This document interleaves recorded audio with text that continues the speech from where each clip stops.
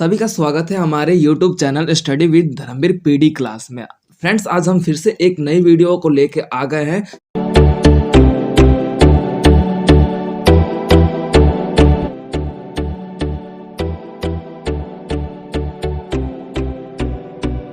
जो first year का code है इग्नू का, तो आज हम इसके चैप्टर नंबर 5 के बारे में डिस्कशन करेंगे कि मौलिक अधिकार यानी कि फंडामेंटल राइट्स जिसे बोलते हैं।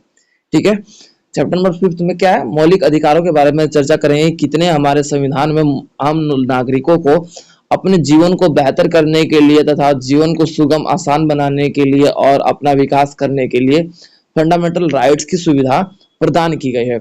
जिसके अंडर अगर बात कर लेते हैं, फंडामेंटल राइट्स हमें इसलिए दिया गया है ताकि हम इनका प्रयोग करके अपने जीवन को बेहतर कर पाए तथा अपने जीवन को अपने अनुसार जी पाए, ना कि किसी और के व्यवस्था के अनुसार, ना किसी और के दबदबा के अनुसार। जैसे कि बात कर ली जाए तो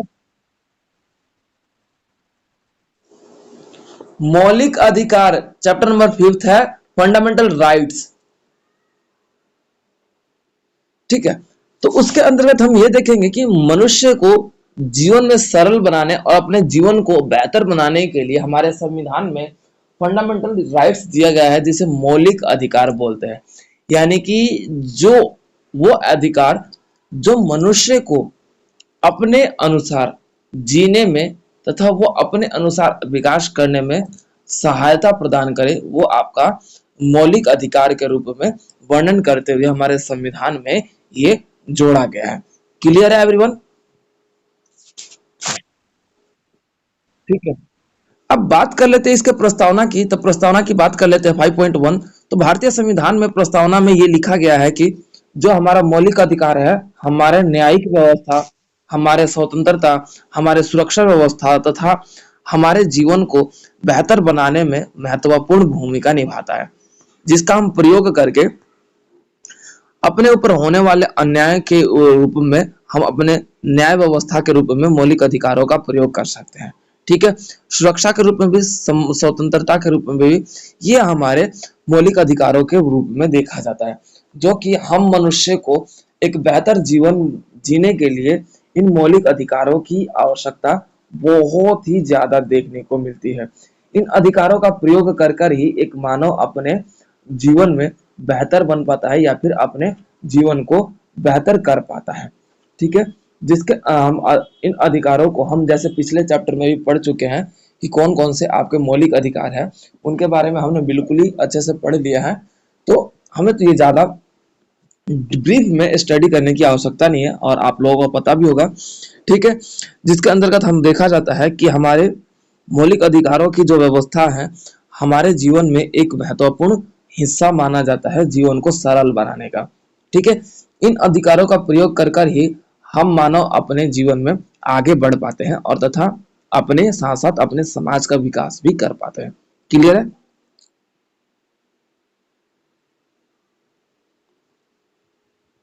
क्लियर है? अब उसके बाद हमारा देखा जाता है कि मौलिक अधिकारों के अपने के अगले पॉइंट जो आता है 5.2। तो 5.2 में हम देखेंगे ऐतिहासिक परिप्रेक्ष्य, यानी कि ऐतिहासिक रूप में हमारे मौलिक अधिकार हमारे सामने थे या नहीं थे, उसके बारे में बताया जा रहा है। तो पहली बात तो यह है कि ऐतिहासिक व्यवस्था के रूप में हमारे मौलिक अधिकार हमारे पास नहीं थे। बात कर लीजिए एक सिंपल वे में, तो यहाँ पे जो घटना आता है, जैसे कि आपको पता भी होगा कि मौलिक अधिकार जो हमारे संविधान निर्माता के अनुरूप जोड़ा गया, जिसके कारण हमें मानव के जीवन को बेहतर तथा सुगम बनाने तथा सरल बनाने के लिए हमारे मौलिक अधिकारों को हमारे जीवन में जोड़ने की प्रयास की गई थी। ठीक है, अगर हम इसी व्यवस्था को अगर बात कर ले ऑस्टिन के अनुसार, ऑस्टिन जो थे आपके मौलिक अधिकारों के परिभाषित करने के रूप में जाने जाते हैं, तो आपके देखा जाता है कि ऑस्टिन ने बताया कि उनके अनुसार जो मौलिक अधिकार है वो एक अवधारणा 1885 में भारतीय राष्ट्रीय कांग्रेस की स्थापना के रूप में देखा गया। यानी कि राष्ट्रीय कांग्रेस की स्थापना कब हुई? 1885 में हुआ था। तो उसके अनुसार हमारे मौलिक अधिकारों की व्यवस्था लिटिल बिट यानी थोड़ा सा देखने को मिला, लेकिन इसके तत्पश्चात आपका देखता है कि जिस प्रकार हमारे ऊपर अंग्रेजों का शासन था, हमारे हमारे व्यवस्था पर अंग्रेजों का बोलबाला था, तो हमारे जो भाषण की स्वतंत्रता प्राप्त हुई, जैसे कि आपका 1857 का जो स्वतंत्रता संग्राम युद्ध हुआ था, उस युद्ध के कारण अब क्या है, भाषण की स्वतंत्रता लोगों ने कहीं ना कहीं अंग्रेजों से, अंग्रेजी व्यवस्था से छीन लिया। ठीक है, यहां तक सभी को क्लियर है।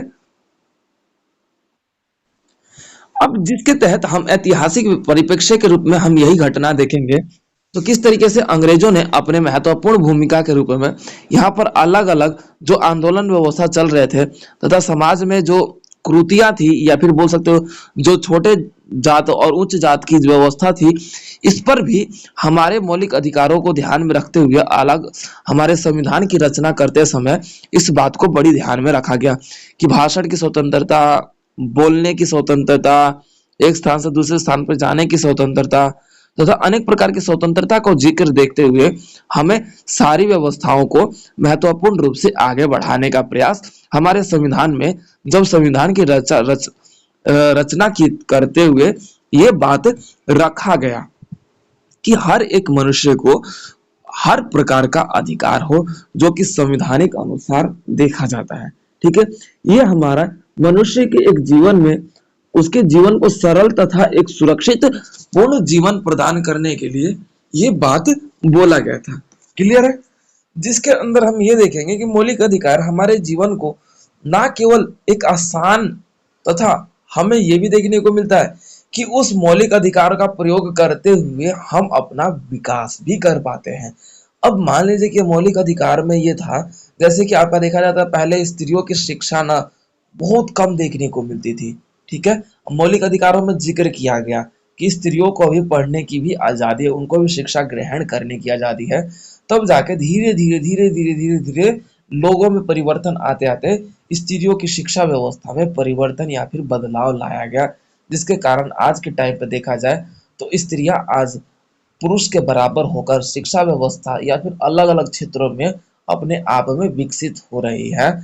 तो इन मौलिक अधिकारों के कारण ही हम अपना विकास करने में सक्षम हो पाते हैं। क्लियर हो गया, तो ये ऐतिहासिक परिप्रेक्ष्य है जिसके अंतर्गत हम ऐतिहासिक व्यवस्थाओं का वर्णन करेंगे कि किस तरीके से हमारे ऊपर हमारा ब्रिटिश सरकार का शासन था, तो उनके कारण उन्होंने जो अधिकार मतलब दिए थे, बस उन्हीं अधिकारों का हम प्रयोग कर सकते थे, लेकिन इन इन अधिकारों का हम प्रयोग अपने अनुसार कर पाते हैं जो हमारे संविधान में रचित किया गया है। ठीक है, अब उसके बाद बात कर लेते हैं हमारा 5.2.1 यानी कि 1925 का भारतीय राष्ट्रीय मंडल विधेयक। यानी कि जब 1925 में भारतीय राष्ट्रीय मंडल का जो विधेयक था ना, वो जब पारित किया गया तो 7 मौलिक अधिकारों का वर्णन किया गया था। 7वां मौलिक अधिकार कौन सा था पहले? और संपत्ति का अधिकार, वेरी गुड। और कौन से संशोधन से उसे कानून का अधिकार में परिवर्तन किया गया था? 42वें संशोधन द्वारा। ठीक है, वेरी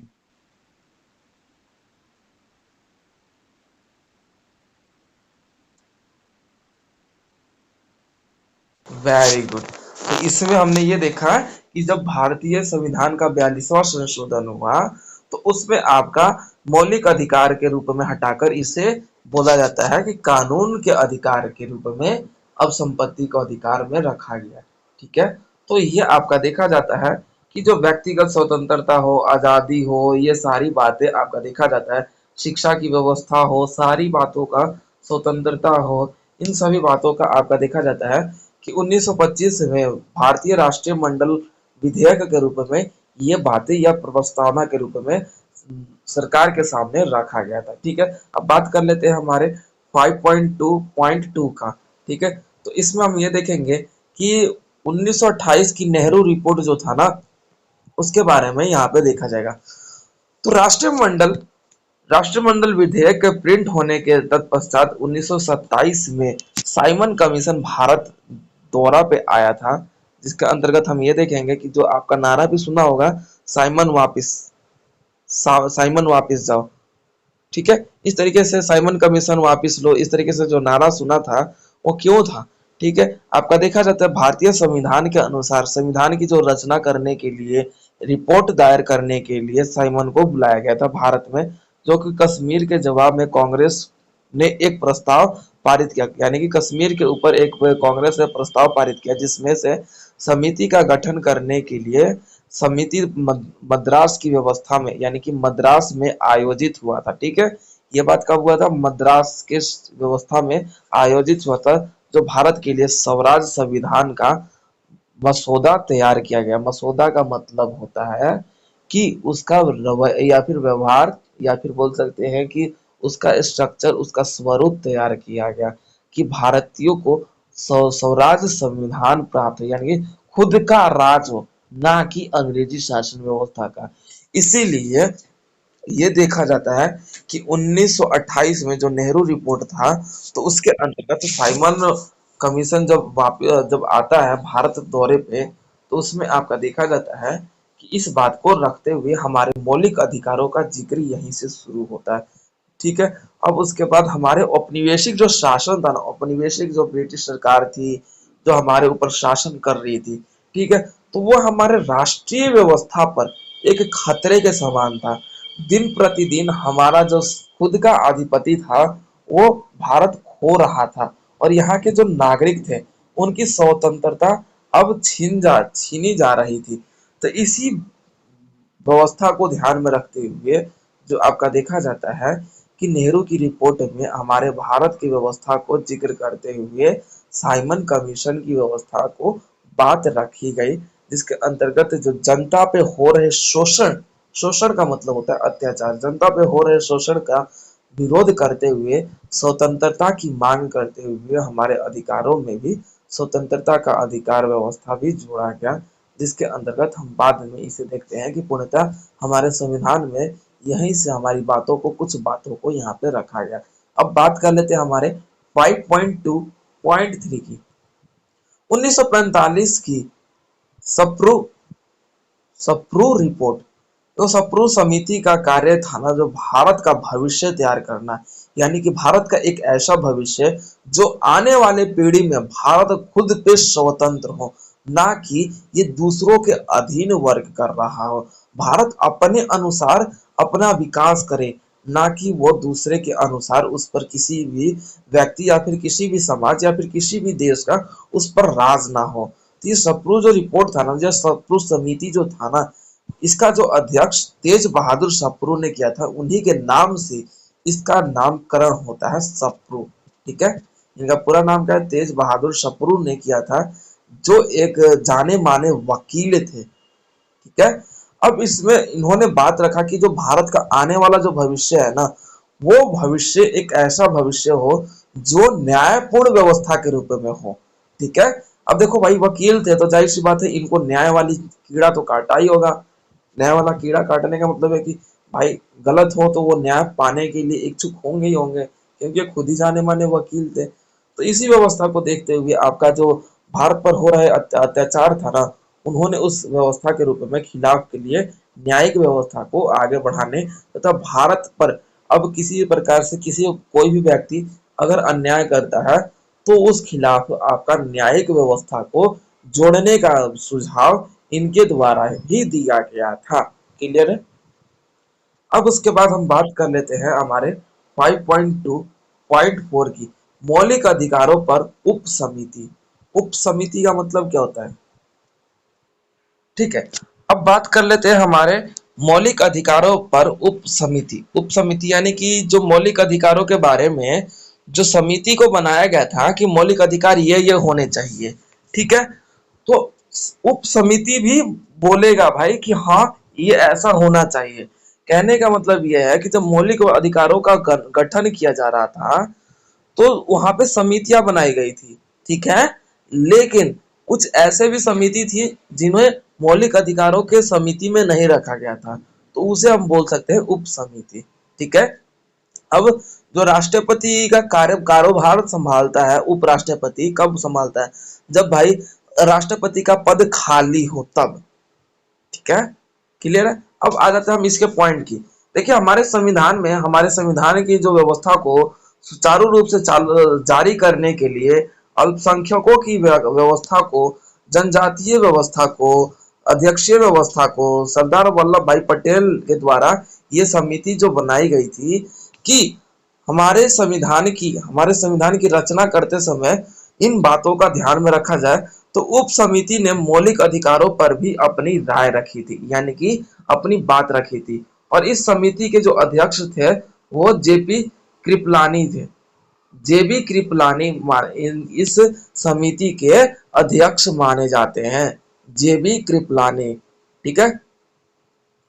अब उसके बाद आपका देखा जाता है कि इसके रूप में आपके इस वर्गों में महिलाओं के प्रतिनिधित्व के रूप में भी अमृत कौर और हंसा मेहता भी शामिल थी। यानी कि अमृत कौर क्या थी, ये महिलाएं थी। जब मौलिक अधिकारों का गठन किया जाता, मौलिक अधिकारों का निर्माण किया जा रहा था, तो इन महिलाओं ने भी अपना महत्वपूर्ण भूमिका देते हुए समिति का एक प्रभुत्व पर अपना रवैया रखा और अपना विचार प्रकट करते हुए हमारे समिति के संगठन के रूप में और उप समिति के सदस्य के रूप में अपने आप को विकसित किया।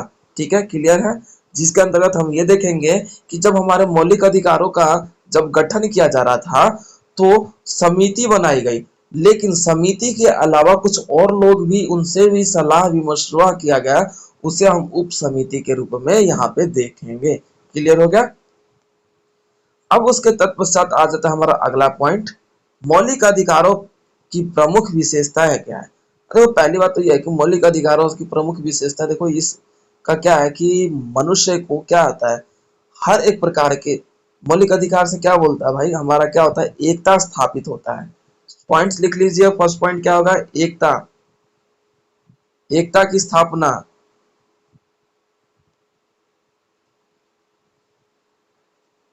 हमारा मौलिक अधिकार क्या प्रदान कर रहा है भाई, एकता की स्थापना। कोई भी धर्म, कोई भी जाति पात से ऊपर ना हो, सभी मनुष्य एक समान हो। ठीक है। अब उसके बाद आपका देखा जाता है मौलिक अधिकार क्या है, सबको बराबर अधिकार प्रदान करना, यानी कि बराबर, बराबर सेकंड पॉइंट है, बराबर अधिकार प्रदान करना,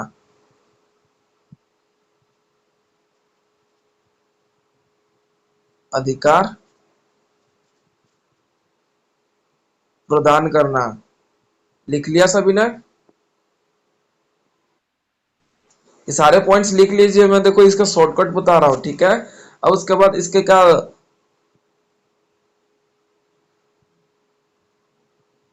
मनुष्य जीवन का विकास,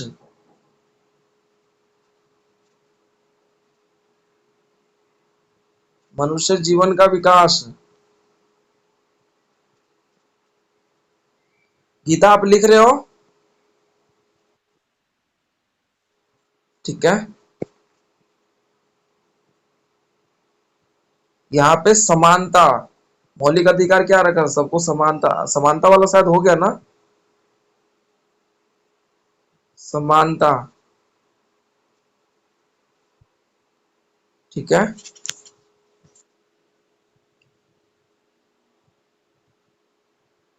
देखिए अब आ जाते हैं इन पे बात कर लेते हैं, तो एक बार बताइए पॉइंट्स क्या है। पहला पॉइंट क्या है,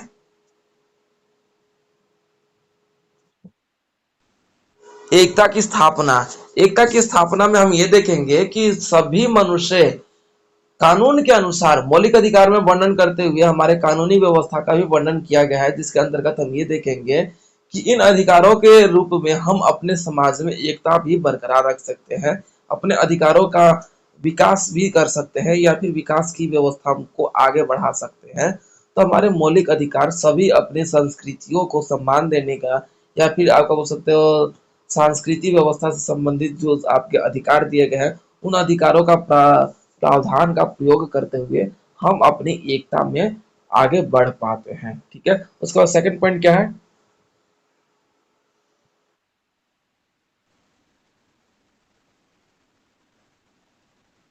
अधिकार प्रदान करना। अधिकार देखो, मौलिक अधिकार क्या कर रखा है, कुछ ऐसे अधिकार दे रखे हैं जैसे कि आप उन सभी अधिकारों का यहाँ पे जिक्र करेंगे कि ये हमारे अधिकार प्रदान कर रखा है, और उन अधिकारों का प्रयोग करते हुए हम अपने जीवन को बेहतर तथा सुगम कर पाते हैं तथा अपना विकास करने में सक्षम हो पाते हैं, जिसके तहत हम अपने जीवन को अब बेहतरीन तरीके से और अपनी आवश्यकता अनुसार जीवन जीने में सक्षम हो पाते हैं और अपना विकास कर पाते हैं। तो ये हमें हमारे मौलिक अधिकारों में अधिकार प्राप्त की स्थिति भी देखी गई है, जिसके अंतर्गत हमारे मौलिक अधिकारों में 6 अधिकार का प्रावधान है, जो कि इन 6 अधिकारों का प्रयोग करके हम अपने जीवन को बेहतर तथा सरल बनाने में सक्षम हो पाते हैं। क्लियर हो गया? ठीक है, तो मौलिक मौलिक अधिकारों में देखो क्या है कि सीधी सीधी बात बोली जाए ना, तो ये मानव के विकास के लिए बहुत महत्वपूर्ण माना जाता है। मानव की स्थिति को सुधारने के लिए महत्वपूर्ण माना जाता है। मानव को अपने अधिकारों के लिए लड़ने के लिए सक्षम बनाता है। ठीक है, कानून व्यवस्था के रूप में अपने अधिकारों की मांग करने में हम अपने आप को आगे बढ़ा सकते हैं। तो ये आपके मौलिक अधिकारों की विशेषता है, जिसके अंतर्गत हम इन अधिकारों का प्रयोग करके अपने जीवन को बेहतर तथा सरल और सुगम बनाने और विकसित बनाने में महत्वपूर्ण भूमिका निभा पाते हैं। क्लियर हो गया? अब उसके बाद आपके देखे जाएंगे 5.4 पे आ जाइए, 6 प्रमुख मौलिक अधिकार। 6 प्रमुख मौलिक अधिकार की बात की जाए तो समानता का अधिकार। समानता का अधिकार हमारे, जैसे कि हमने पिछले चैप्टर्स में पढ़ ही लिया, समानता का अधिकार जो कि हमारे अनुच्छेद 14 से लेकर 18 तक वर्णन किया गया है।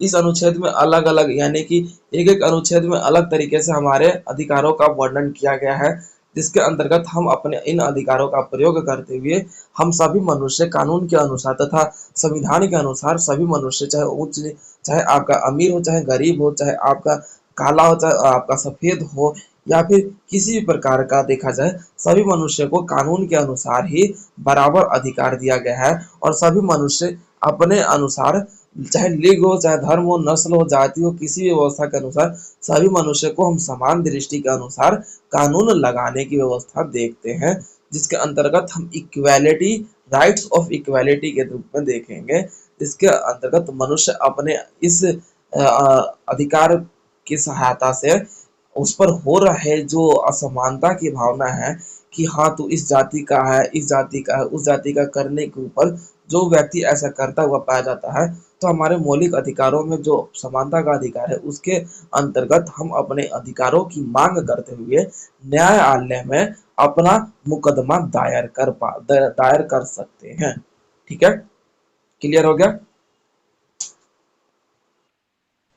अब उसके बाद हमारा अगला आपका आता है स्वतंत्रता का अधिकार। स्वतंत्रता का अधिकार जो कि हमारे अनुच्छेद 19 से लेकर 1922 तक, वो 19 से लेकर 22 तक वर्णन किया गया है, जो कि हमारे मनुष्य को स्वतंत्रता प्रदान करता है। कुछ ऐसा स्वतंत्रता जिसका प्रयोग करके हम अपने जीवन को बेहतर तथा महत्वपूर्ण सुगम तरीके से चला सकते हैं।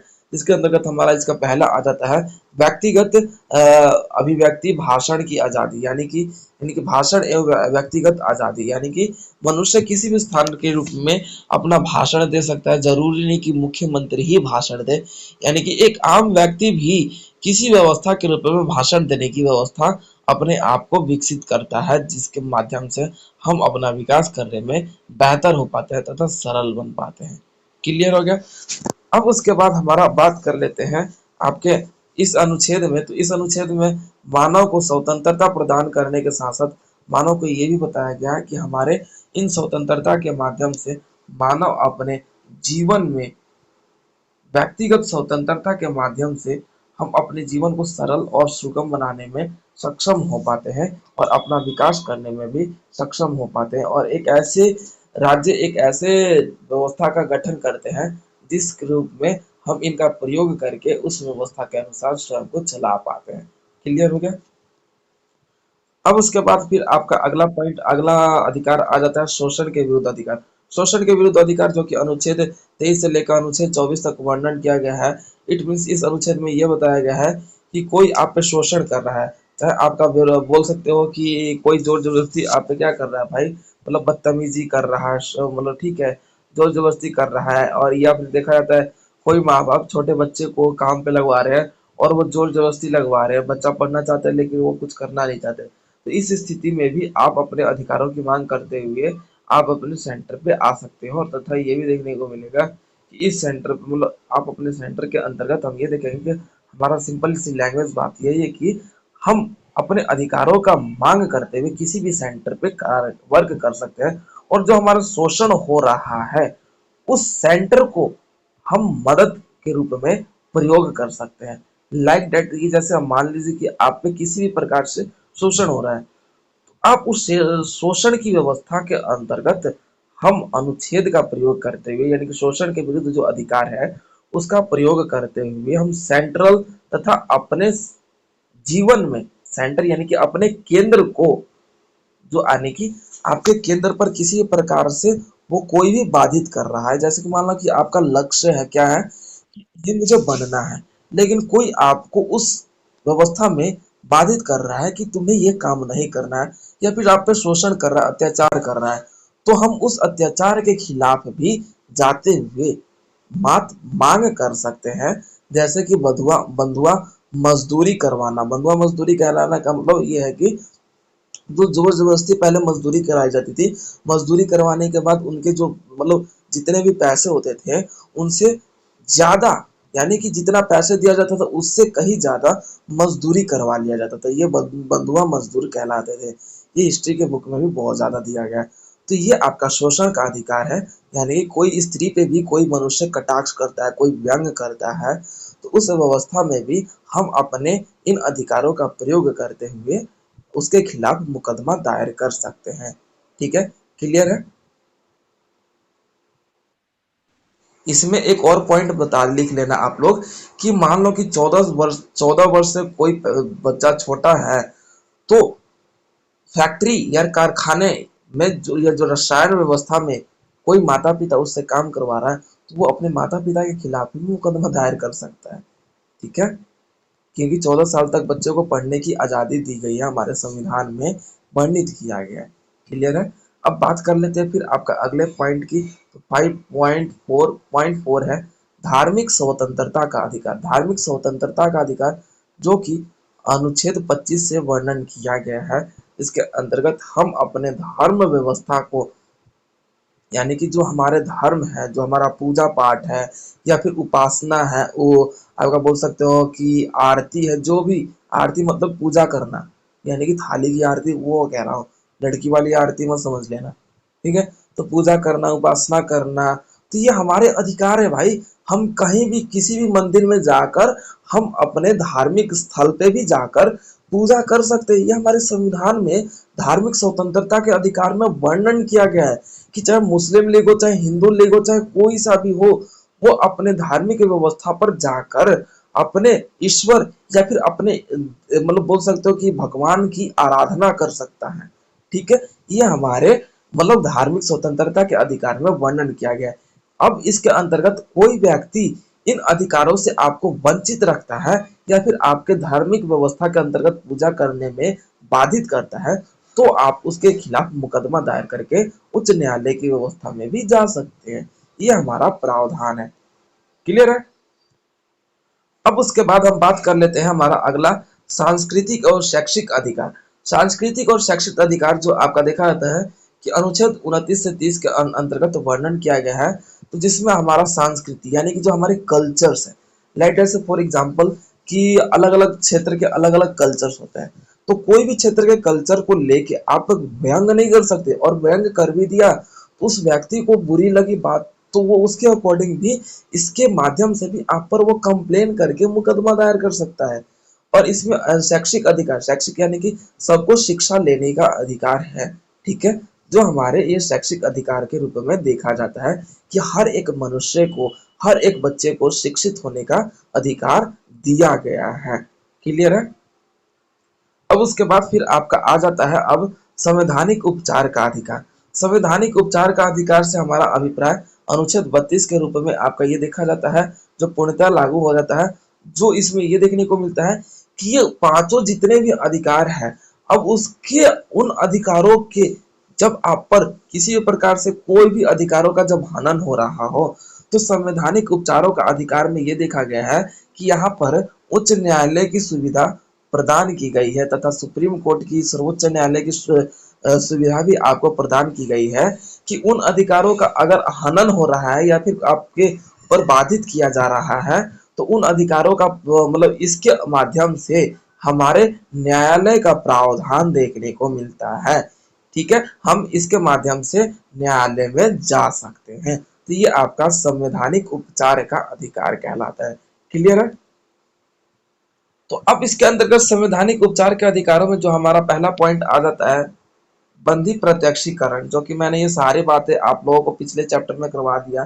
बंदी प्रत्यक्षीकरण यानी कि कोई भी जीवन में अपने अधिकारों के रूप में आपको मतलब बोल सकते हो कि बंदी प्रत्यक्षीकरण, जिसके अंतर्गत हमारा क्या सुविधा है, यानी कि कोई भी न्यायालय व्यवस्था के अनुसार कोई व्यक्ति अगर मतलब उस पर मुकदमा दायर हो रहा है, तो उसमें भी उसके अधिकारों की व्यवस्था का मतलब देखो, हर एक गुनहगार का, हर एक मुजरिम का भी उसे भी अधिकार होता है, लेकिन बस फर्क इतना हो जाता है कि वह गुनहगार है तो कुछ अधिकारों को उससे वंचित भी रखा जाता है। तो ये बातें तो मैंने आप लोगों को बता ही दिया ऊपर वाले चैप्टर्स में, तो आप लोग उसमें से जाके भी देख सकते हो। बाकी तो हम अपने टॉपिक्स के आगे चलेंगे, जिसका मैंने इसका वीडियो भी अपलोड कर ही दूंगा इससे पहले की जो चैप्टर्स है, तो आप उसमें भी देख लीजिएगा। बंदी प्रत्यक्षीकरण ये सारे हमने वहां से क्लियर कर लिया है। तो हम अगले टॉपिक्स पे आ जाते हैं। ओके, अब उसके बाद हमारा नेक्स्ट टॉपिक है 5.5, मूलभूत आधार सिद्धांत।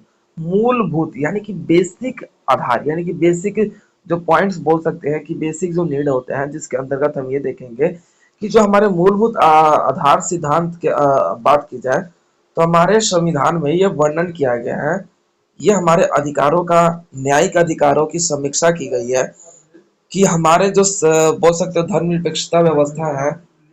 एक सेकेंड गीता, आप इसके बारे में लिटिल बिट बताइए, मैं 1 मिनट में थोड़ा आता हूँ, ठीक है? हाँ जी, हाँ जी, मैं 1 मिनट में जस्ट आप लोगों को ज्वाइन करता हूँ। ठीक है, तो हमारा अपना अब ये टॉपिक है 5.5, मूलभूत आधार सिद्धांत। देखो, हमारे नाम से पता चला मूलभूत यानी कि बेसिक आधार सिद्धांत। ठीक है, अब इसमें क्या है कि वो इस बात को वर्णन किया गया है इसमें, जो हमारी मूल आवश्यकताएं हैं, जैसे कि हमारे हमारे जीवन में क्या होना चाहिए भाई, स्वतंत्रता होनी चाहिए। ये हमारे मूलभूत आधार है, और इसी के रूप में जो हमारे बात कही गई वो लास्ट में सिद्धांत जुड़ जाता है। जो हमारे अधिकार है, जो हमारे न्याय है, जो हमारी धर्मनिरपेक्षता है, संसदीय लोकतंत्रीय व्यवस्था है, ये हमारे मूलभूत आधार है। इसके बिना हम अब जी नहीं सकते, ये आदत बन चुकी है। तो ये हमारा सिद्धांत जुड़ जाता है। ठीक है, अगर बात करें तो मूलभूत सिद्धांत में हमें यह भी देखने को मिलता है कि 1973 में सर्वोच्च न्यायालय के एक निर्णय के बाद ये अस्तित्व में आया कि जो केशव नंद, जो आपके देखे जाते हैं कि सर्वोच्च न्यायालय में आपके इनकी विधियां देखने को मिलती है।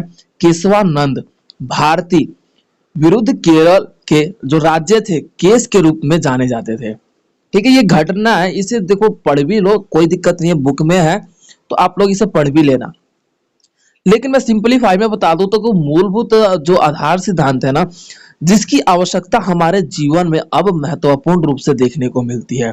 ठीक है, जिसके प्रयोग से हम अपनी आवश्यकता तथा अपने जरूरतों को पूरा करने में हमारी कुछ नीड्स होती है, और हमारे विकास में जो हमारे बढ़ावा दे सके उसकी कुछ जरूरत पॉइंट्स होती है।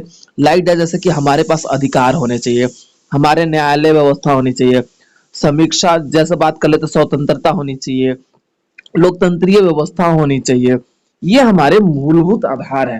ठीक है, अब इसी बात को जिक्र करते हुए आपका देखा जाता है कि अलग अलग संशोधन हुए, जो जैसे 44वें संविधान संशोधन के द्वारा आपका संपत्ति का अधिकार जो है वो हटाकर क्या किया गया, ठीक है, हटा दिया गया।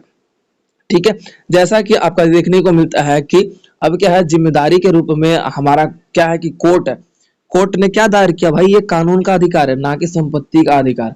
ठीक है, तो इसी बात को आधार में रखते हुए जो हमारे बेसिक नीड्स को है उसी को प्रदान किया गया, वो आपका मूलभूत आधार कहलाता है।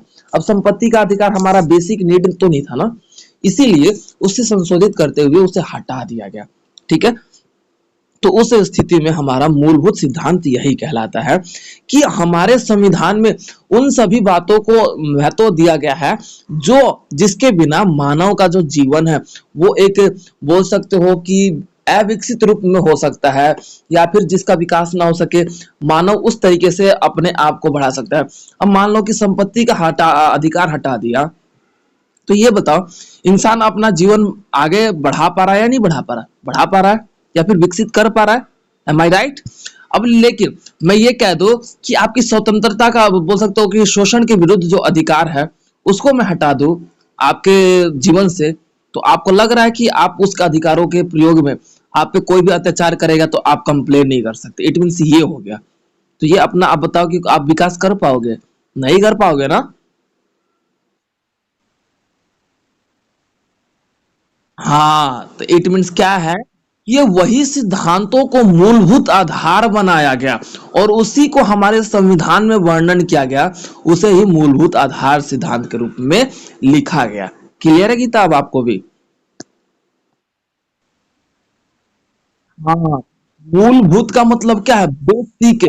यानी कि बोल सकते हो हमारे जीवन हमें जीने के लिए क्या है? मूल, यानी कि मूलभूत आवश्यकता क्या है भाई? हमारे पास पानी और क्या है? वायु होना चाहिए। सेकंड ऑफ थिंग, कोई भी चीज, अब देखो, अब मैं खाए बिना 10-15 दिन हम रह सकते हैं, लेकिन ये बताओ 10-15 दिन पानी बिना नहीं रह सकते ना? नेचुरल सी बात है, नहीं रहा जाता। खाए बिना रह सकता है कोई भी इंसान, और सांस के बिना तो 2 से ज्यादा मिनट भी ना रहा जाए, ज्यादा से ज्यादा डेढ़ कोई रह भी लिया, लेकिन सबकी तो वो भी नहीं है। ठीक है, तो ये हमारे इसमें यही बोला गया कि मूलभूत आधार वह है जो हमारे संविधान में बिल्कुल हमारे एक बेसिक नीड के रूप में हमारे वर्णन किया गया है, जिसके अंतर्गत हमारे अधिकारों के रूप में इसे आगे बढ़ाया गया, और जिस अधिकारों का हमारे ऊपर मतलब बेसिक जो नीड नहीं के रूप में नहीं देखा गया, जैसे कि संपत्ति का अधिकार, उसे हटा दिया गया। वो आपका मूलभूत आधार सिद्धांत है। फिर अब बात कर लेते हैं हमारे अगले पॉइंट्स की। 5.6 है हमारा, मौलिक अधिकारों पर उचित प्रतिबंध। यानी कि मौलिक अधिकारों पर उचित प्रतिबंध, यानी कि हम जो मौलिक अधिकारों का प्रयोग कर रहे हैं तो उस पर कुछ प्रतिबंध भी है, यानी कि प्राइवेसी भी है, और वो लगानी जरूरी है ताकि हमारा मौलिक अधिकार सुरक्षित रह सके। ये नहीं कि हम अपने अधिकारों, हमें मौलिक अधिकार प्रदान कर दिया गया है भाई कि हम अपनी स्वतंत्रता के रूप में भी कहीं पे भी जा सकते हैं, कहीं पे भी आ जा सकते हैं, लेकिन स्वतंत्रता का हम गलत तरीके से प्रयोग तो नहीं कर सकते ना। तो इसलिए उस पर प्रतिबंध भी लगाया गया है ताकि हर एक मनुष्य कानून के दायरे में रहकर ही अपना विकास करे, ये नहीं कि कानून को खिलवाड़ मान ले। तो ये है मौलिक अधिकारों पर उचित प्रतिबंध, ताकि हमारे मौलिक अधिकारों का हम गलत तरीके से प्रयोग ना कर सके तथा उसे सुरक्षित रह सके और एकता और संप्रभुता में हम बंधे रह सके। इसीलिए हमारे मौलिक अधिकारों पर उचित प्रतिबंध लगाया गया, यानी कि कुछ प्राइवेसी लगाई गई है। ये नहीं कि हम अपने अधिकारों का प्रयोग करते हुए किसी को भी बोल सकते हैं कि किसी वर्ग किसी जाति के रूप में हम उसमें वाद विवाद कर ले। अब जैसे मौलिक अधिकार में स्वतंत्रता का अधिकार भी दिया गया, अब स्वतंत्रता के अधिकार में ये भी बोला जाता है कि कहीं पे भी हम आ जा सकते हैं, कहीं पे भी संगठन बना सकते हैं, लोगों का समूह बना के इकट्ठा हो सकते हैं, लेकिन वो समूह यार गलत तरीके से हुआ तो यह अधिकारों का हनन है ना। तो इसीलिए हमारे कुछ प्रतिबंध भी है मौलिक अधिकार पर। क्लियर है? अब उसके बाद हमारा लास्ट पॉइंट आ जाता है 5.7, सारांश। देखो, सारांश का मतलब होता है समरी, यानी कि इस चैप्टर में आपने जो जो पढ़ा उसके कुछ कुछ पॉइंट, कुछ कुछ महत्वपूर्ण जो पॉइंट्स होते हैं वो आपका समरी होता है, सारांश होता है, निष्कर्ष होता है और संक्षेप तो होता है। ठीक है, अलग अलग सब्जेक्ट के रूप में आपका अलग देखने को मिलता है। तो इसमें हमने यही पढ़ा कि मौलिक अधिकार हमारे संविधान के भाग 3 में लिखा गया है, जिसकी रचना की गई है। जो अधिकारों की बात कर ली जाए तो मानव को एक विकास करने के लिए, मानव का विकास होने के लिए हमारे मौलिक अधिकारों को प्रदान किया गया है, तथा हम ये देखें कि इन अधिकारों का प्रयोग करते हुए, अधिकारों का प्रयोग करते हुए इन अधिकारों का प्रयोग करते हुए हम अपने जीवन को सरल तथा सुगम बनाने में सक्षम हो पाते हैं, और इन अधिकारों के माध्यम से ही हम अपना जीवन विकसित तथा एक खुशहाल खुशहाली से भरा जीवन को, या फिर आजादी से भरपूर अपने जीवन को और सुरक्षित व्यवस्था में अपने जीवन को बिता पाते हैं। इसलिए हमारे संविधान में मौलिक अधिकारों को प्रदान किया गया है हमारे जीवन में। ठीक है, क्लियर है? तो ये आपका पूरा चैप्टर नंबर 5 कंप्लीट होता है, जो कि आपके सेकेंड फर्स्ट ईयर का बीपीएससी 132 का कोड।